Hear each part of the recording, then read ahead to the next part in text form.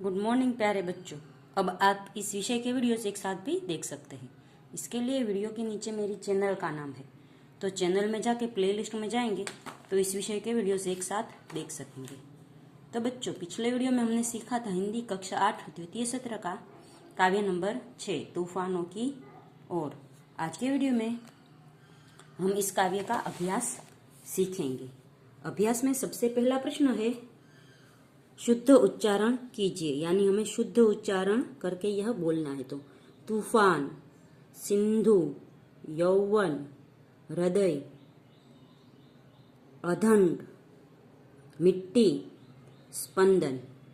फिर तूफानों की ओर इस काव्य का समूह ज्ञान कीजिए।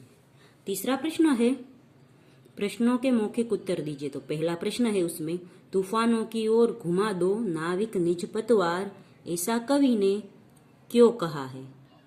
तो इसका जवाब है, तूफान कठिनाइयों का प्रतीक है। कठिनाइयों से घबराकर भागना कायरता है। कठिनाइयों का डटकर सामना करने में ही बहादुरी है। जीवन में आने वाली कठिनाइयां मनुष्य को बहुत कुछ सिखा देती है। इनसे हमें हमेशा आगे बढ़ने की प्रेरणा मिलती है। इसलिए कवि ने नाविक से कहा है कि तुम अपनी नाव तूफानों की ओर घुमा दो। दूसरा प्रश्न है, सागर भी तो यह पहचाने में क्या पहचानने की बात कही गई है।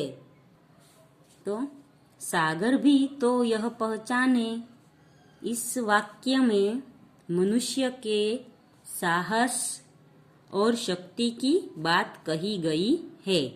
कवि कहना चाहता है कि ऐसी कोई कठिनाई नहीं है जिसका हल मनुष्य के पास न हो। तीसरा प्रश्न है, समस्या आने पर हमें क्या करना चाहिए। तो इसका जवाब है, समस्या आने पर हमें भयभीत नहीं होना चाहिए। शांति और धीरज से समस्या का उचित उपाय खोजना चाहिए। चौथा प्रश्न है, इस अंधड़ में साहस तोलो का क्या अर्थ है। तो उसका जवाब है, इस अंधड़ में साहस तोलो का अर्थ है कि यह तुम्हारे साहस की परीक्षा का समय है। ऐसे कठिन समय में ही मनुष्य को अपने आप को परखने का मौका मिलता है। आगे का प्रश्न नंबर 4 है, कविता को पढ़कर उसके नीचे दिए गए प्रश्नों के उत्तर दीजिए। तो यह एक कविता दी गई है और नीचे इसके प्रश्न है।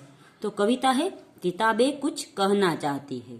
किताबों में चिड़िया चहचहाती है। किताबों में खेतियां लहलहाती है।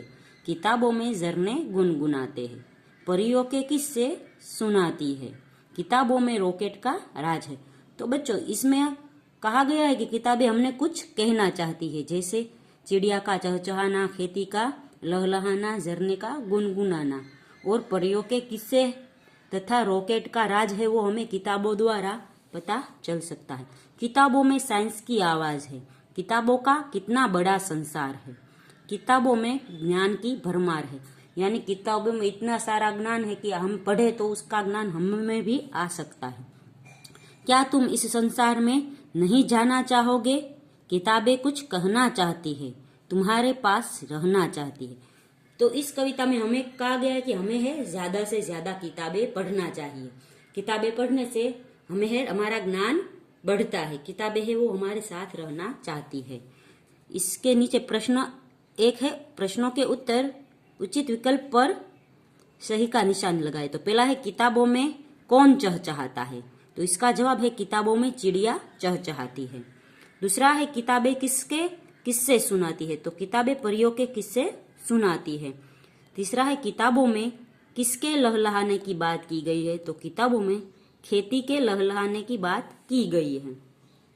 फिर प्रश्न है, नीचे दिए गए शब्दों का वाक्य में प्रयोग कीजिए। तो यह शब्द है, उसका वाक्य में प्रयोग करना है। तो परिया, तो दादी मुझे दो परियां आई थी ऐसी कहानी सुनाती है।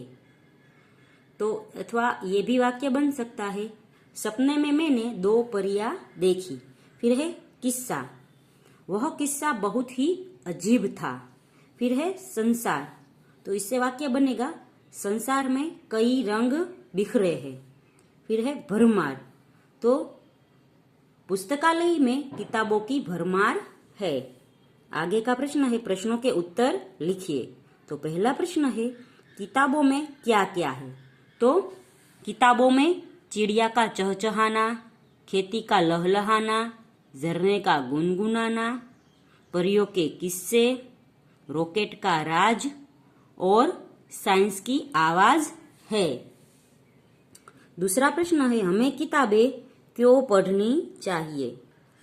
तो उसका जवाब है, किताबों से हमें तरह तरह की जानकारी मिलती है।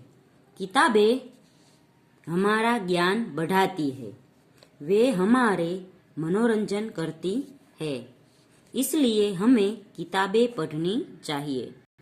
तीसरा प्रश्न है, किताबों में ज्ञान की भरमार है, ऐसा कवि ने क्यों कहा है?